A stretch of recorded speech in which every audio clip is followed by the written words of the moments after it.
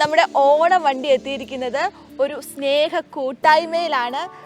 നമ്മുടെ കൊച്ചു മിടുക്കന്മാര്, നമ്മുടെ ഫാത്തിമാപുരം സ്നേഹനിവാസിലെ നമ്മുടെ കൂട്ടുകാര് നമ്മളോടൊപ്പം ചേരുകയാണ് മീഡിയ വില്ലേജ് ടെലിവിഷന്റെ ഓണ വണ്ടിയോടൊപ്പം. അപ്പൊ നമുക്കൊരു ആർപ്പോ ഹീറോ പറഞ്ഞു തുടങ്ങാം അല്ലേ?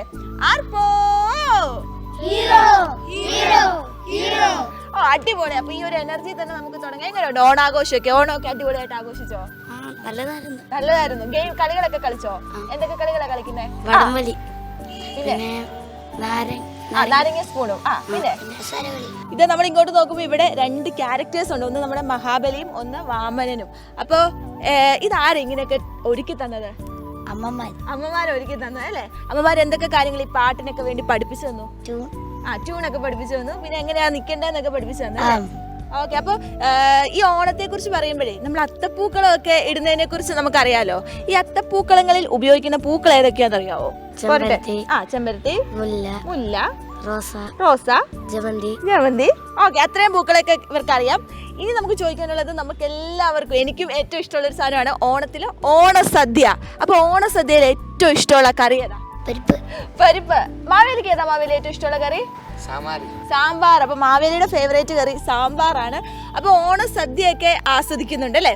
അതുപോലെ തന്നെ നമ്മൾ ഓണത്തെ കുറിച്ച് പറയുമ്പോൾ നമുക്ക് ചോദിക്കേണ്ട ഒരു കാര്യമുണ്ട്. ഓണച്ചൊല്ലുകള്, ഓണപ്പഴഞ്ചൊല്ലുകളെ കുറിച്ച് കേട്ടിട്ടുണ്ടോ? നമ്മുടെ അമ്മമാർ ഓണപ്പഴഞ്ചൊല്ലൊക്കെ പഠിപ്പിച്ചു തന്നിട്ടുണ്ട്. ഏതെങ്കിലും ഒരു ഓണപ്പഴഞ്ചൊല്ലി പറയാമോ? അത്തം പത്തോണം.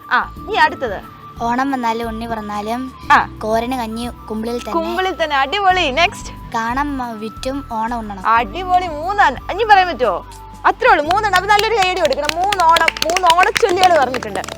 ഇനി ഞാൻ ചോദിക്കുന്നത്, ഈ ഓണം എന്ന് പറയുന്നത് നമ്മുടെ കേരളീയരുടെ ദേശോത്സവമാണൊക്കെ നമ്മൾ പറയുന്നുണ്ട്.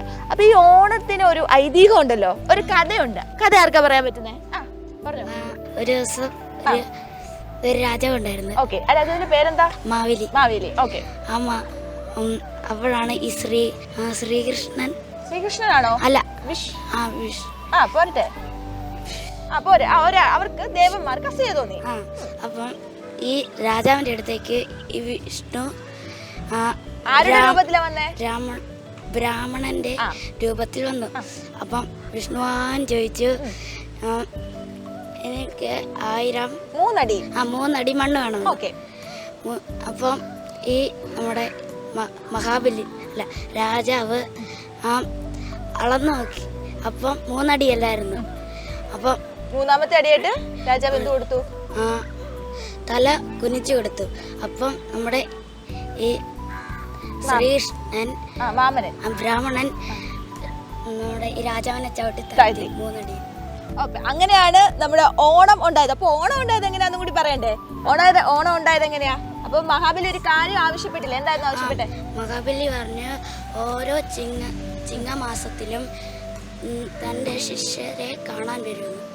അങ്ങനെയാണ് ഓണം ഉണ്ടായത്. അപ്പൊ എന്താണല്ലോ അടിപൊളി കഥയായിരുന്നു. ഒരു കൈയടി കൊടുത്തേ. അപ്പൊ നിങ്ങൾ ഈ കഥകളൊക്കെ പഠിപ്പിച്ചു തരുന്നാരാ? നിങ്ങളുടെ അമ്മമാരാണോ? അമ്മമാരാ അല്ലേ? അപ്പൊ നമുക്കൊരു പാട്ടും കൂടെ പാടി അവസാനിപ്പിച്ചാലോ? ഒരു നല്ല പാട്ട് പാടാം അല്ലേ? ഓണപ്പാട്ട് പാടുക അല്ലേ? പൊന്നോണം വന്നേ, പൂക്കളം വന്നേ, പൊന്നോണം വന്നേ, മാവേലി മന്നൻ വരവായി, പൂക്കളം തീർക്കാം, സദ്യയൊരുക്കാം, ഓണപ്പുടവേ അണിഞ്ഞിടാം. പൂക്കളം വന്നേ, പൊന്നോണം വന്നേ, മാവേലി മന്നൻ വരവായി, പൂക്കളം തീർക്കാം, സദ്യയൊരുക്കാം, ഓണപ്പുടവേ അണിഞ്ഞിടാം. തെന്മാവിൻ ചില്ലയിൽ പുള്ളിക്കുയിൽ പാട്ടുകൾ പാടിയിരിക്കുന്നു, താഴെ തുടി വന്ന മയിലുകൾ ആനന്ദ നൃത്തനമാടുന്നു. തെന്മാവിൻ ചില്ലയിൽ പുള്ളിക്കുയിലുകൾ പാട്ടുകൾ പാടിയിരിക്കുന്നു, താഴെ തുടി വന്ന മയിലുകൾ ആനന്ദ നൃത്തനമാടുന്നു. എല്ലാരും കാത്തിരിക്കുന്നു, മാവേലി മന്നനെ വരവേൽക്കാം, മാവേലി മന്നനെ വരവേൽക്കാം.